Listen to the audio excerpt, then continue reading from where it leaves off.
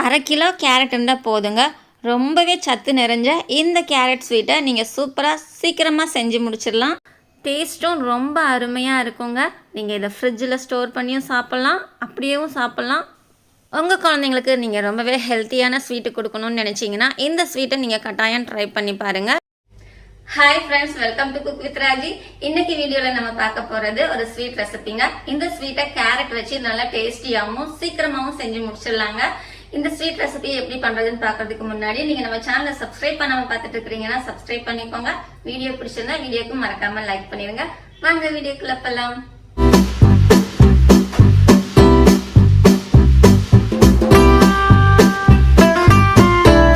நான் இன்றைக்கி இந்த கேரட் ஸ்வீட் செய்கிறதுக்கு 1/2 கிலோ கேரட் எடுத்து நல்லா க்ளீன் பண்ணி இந்த மாதிரி பொடி பொடியாக கட் பண்ணி எடுத்து வச்சுருக்கிறேங்க. இந்த மாதிரி கட் பண்ணி எடுத்து வச்சுக்கலாம். அப்படி இல்லைன்னா நீங்கள் கேரட் துருவல் வச்சு துருவியும் எடுத்துக்கலாம். உங்களுக்கு எது சௌரியமோ அதை பார்த்துக்கோங்க. இப்போ இது நம்ம இதை மிக்ஸி ஜாரில் போட்டு நல்லா நைஸாக அரைச்சி எடுத்துக்கலாங்க. இது 1/2 கிலோ கேரட் அப்படின்றதுனால நான் 2 தடவை அரைச்சிக்க போகிறேங்க. ஏன்னா மொத்தமாக நம்ம 1/2 கிலோவும் மிக்ஸி ஜாரில் போட்டு அரைக்க முடியாது, அது அரைக்கவும் வராது. அதனால் ஃபஸ்ட்டு நீங்கள் கொஞ்சமாக போட்டு இந்த மாதிரி தண்ணி ஊற்றாமல் லைட்டாக அரைச்சி எடுத்துக்கோங்க.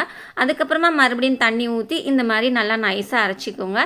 இப்போ இதை நம்ம ஒரு சன்னி கரண்டி வச்சு நல்லா ஃபில்ட்ரு பண்ணி எடுத்துடலாங்க. இந்த மாதிரி சன்னி கரண்டியில் நீங்கள் ஃபில்ட்ரு பண்ணிங்கன்னா ரொம்ப ஈஸியாக ஃபில்ட்ரு ஆகி வந்துடுங்க. நம்ம இந்த மாதிரி ஒரு கரண்டி வச்சு ப்ரெஸ் பண்ணாலே போதுங்க. பாருங்கள் எவ்வளோ நல்லா ஃபில்டர் ஆகி வருது. இந்த ஜூஸ் எல்லாம் மொத்தமாக நல்லா புழிஞ்சதுக்கப்புறமா நம்ம இதை ஒரு ஓரமாக இன்னொரு கிண்ணத்தில் எடுத்து வச்சிடலாங்க.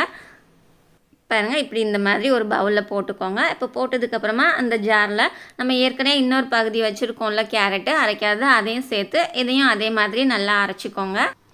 அரைச்சிட்டு இதையும் நம்ம ஃபுல்லாக ஃபில்ட்ரு பண்ணி எடுத்துக்கலாங்க.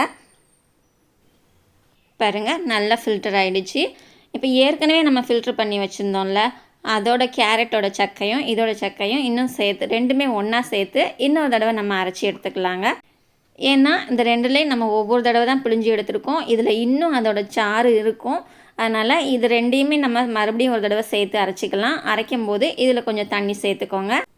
தண்ணி சேர்த்துட்டு இதையும் நல்லா அதே மாதிரி அரைச்சிட்டு வந்துட்டு இதையுமே நம்ம வடிகட்டி எடுத்துக்கலாங்க. நம்ம இந்த மாதிரி 2வது தடவை அரைச்சி வடிகட்டி எடுக்கும்போது அதில் உள்ள எல்லா எசன்ஸும் நமக்கு நல்லா அந்த ஜூஸில் இறங்கி வந்துடும். அதனால் நமக்கு அதோட எசன்ஸ் வந்து கொஞ்சம் கூட வேஸ்ட் ஆகாது. அந்த கேரட்டில் உள்ள முழு சத்தும் நமக்கு கிடைக்கும். அதனால் இந்த மாதிரி நீங்கள் 2 தடவை பிழிஞ்சி எடுத்துக்கோங்க. பாருங்கள் 1/2 கிலோ கேரட்டில் நமக்கு எவ்வளோ ஜூஸ் கிடச்சிருக்கு. இந்த மாதிரி நம்ம ஃபுல்லாக பிழிஞ்சி எடுத்துக்கலாங்க.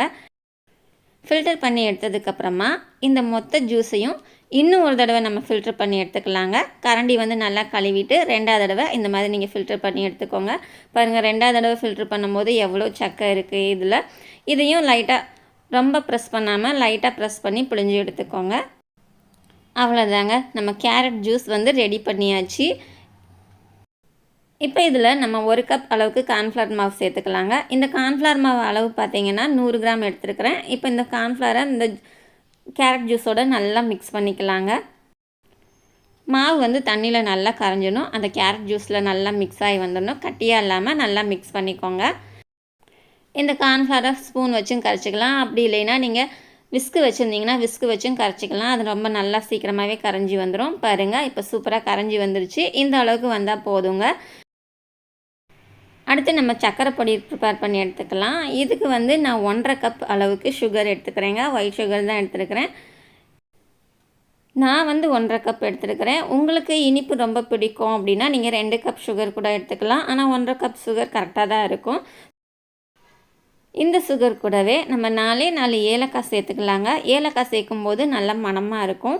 இந்த சுகரையும் ஏலக்காயும் நல்லா பவுட்ரு பண்ணி எடுத்துக்கலாங்க. பாருங்கள் இப்போ பவுட்ரு பண்ணி எடுத்துகிட்டு வந்துட்டேன். இந்த அளவுக்கு பவுட்ரு பண்ணி எடுத்தால் போதுங்க. நம்ம சுகரில் ஏலக்காய் போட்டு பவுட்ரு பண்ணும்போது ஏலக்காய் நல்லா பவுட்ரு ஆகிடும்.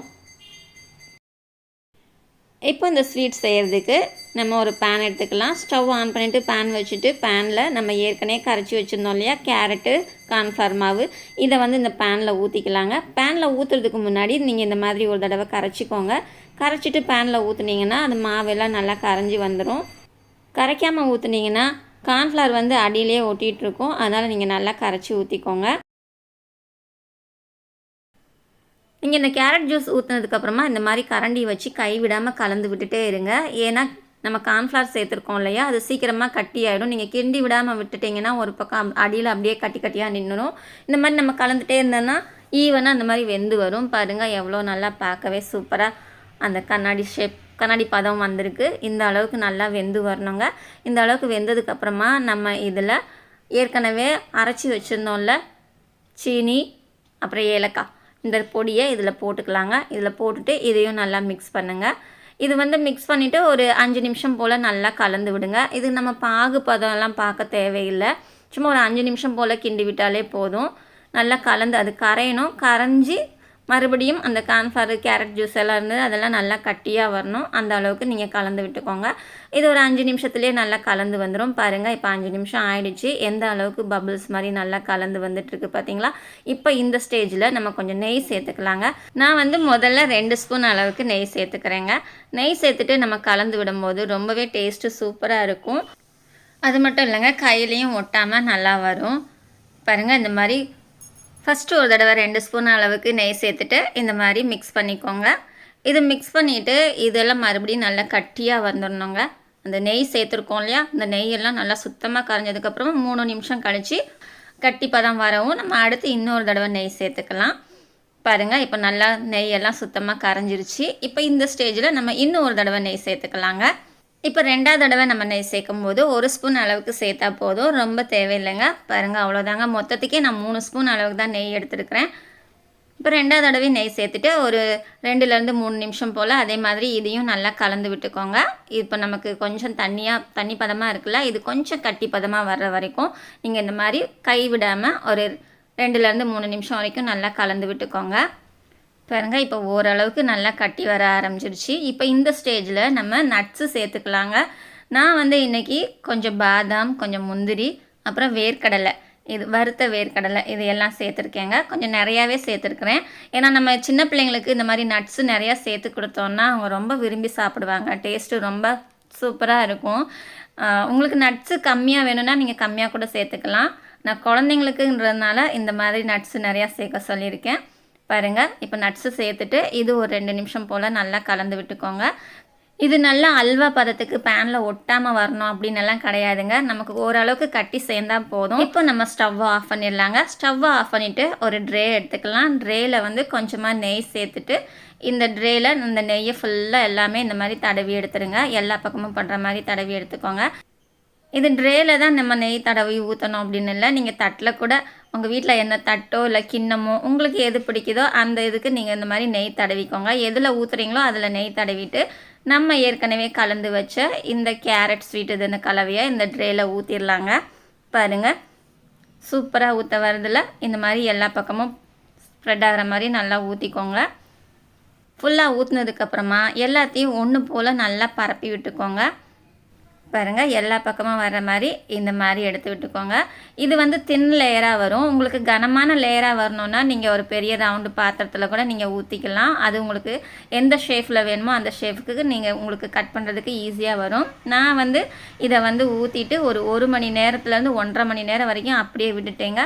பாருங்கள் இப்போ நல்லா கட்டியாகிடுச்சு. இப்போ நமக்கு எந்த சைஸில் வேணுமோ அந்த சைஸில் இதை நம்ம பீஸ் பண்ணி எடுத்துக்கலாம். நான் கொஞ்சம் அகலமான ட்ரேயில் ஊற்றினதுனால எனக்கு வந்து தின் லேயராக தான் கிடச்சிருக்கு. உங்களுக்கு நல்ல லேயர் வந்து நல்லா கனமாக வேணும்னா நீங்கள் பிளேட்டில் ஊற்றிக்கிட்டிங்கன்னா அது இன்னுமே ரொம்ப கனமாக வருங்க. பாருங்கள் இப்போ எல்லாம் கட் பண்ணி எடுத்துட்டேன். எந்த அளவுக்கு வந்திருக்குன்னு பார்ப்போம். நம்ம கடலைப்பருப்பு போட்டிருக்கிறதுனால கடலைப்பருப்பு முந்திரி பருப்பு எல்லாம் போட்டிருந்தாலும் ஈஸியாக கட் பண்ண வருதுங்க. பாருங்கள் இப்போ எந்த அளவுக்கு சூப்பராக வந்திருக்குன்னு.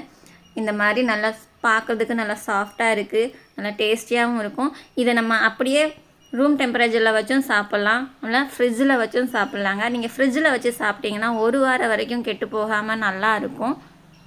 இந்த வெயில் நேரத்துக்கும் நல்லா ஜில்லுன்னு எதுவும் சாப்பிட்றதுக்கு கொடுத்தீங்கனாலும் குழந்தைங்க ரொம்ப விரும்பி சாப்பிடுவாங்க. ஐஸ்கிரீம் டெய்லி செஞ்சு கொடுக்குறதுக்கு கடையில் வாங்கி கொடுக்குறதுக்கு பதிலாக இந்த மாதிரி சில்லுன்னு செஞ்சு கொடுங்க. ஃப்ரிட்ஜில் வச்சு சில்லுன்னு சாப்பிட்லாம், இல்லை அப்படியே நீங்கள் வச்சும் சாப்பிட்லாம். ரொம்பவே நல்லா இருக்குங்க. நம்ம கேரட்டில் செஞ்சுருக்கோம். அது போக நட்ஸ் எல்லாம் சேர்த்துருக்கிறதுனால இது குழந்தைங்களுக்கு ரொம்பவே ஹெல்த்தியாக இருக்குங்க. இந்த கேரட் ஸ்வீட்டை நீங்களும் கட்டாயம் ட்ரை பண்ணி பாருங்க. உங்களுக்கு இந்த ரெசிபி எப்படி வந்ததுன்னு கமெண்ட் பாக்ஸ்ல மறக்காம கமெண்ட் பண்ணுங்க. வீடியோ பிடிச்சிருந்தா வீடியோக்கு லைக் பண்ணிருங்க. நம்ம சேனலை சப்ஸ்கிரைப் பண்ணாம பாத்துட்டு இருக்கீங்கன்னா உடனே சப்ஸ்கிரைப் பண்ணிக்கோங்க. சமையல் எதுவானாலும் ரசிச்சு சமைங்க, ருசிச்சு சாப்பிடுங்க. மறுபடியும் அடுத்த வீடியோல இன்னும் ஒரு சூப்பரான ரெசிபியோட பார்க்கலாங்க. பாய்.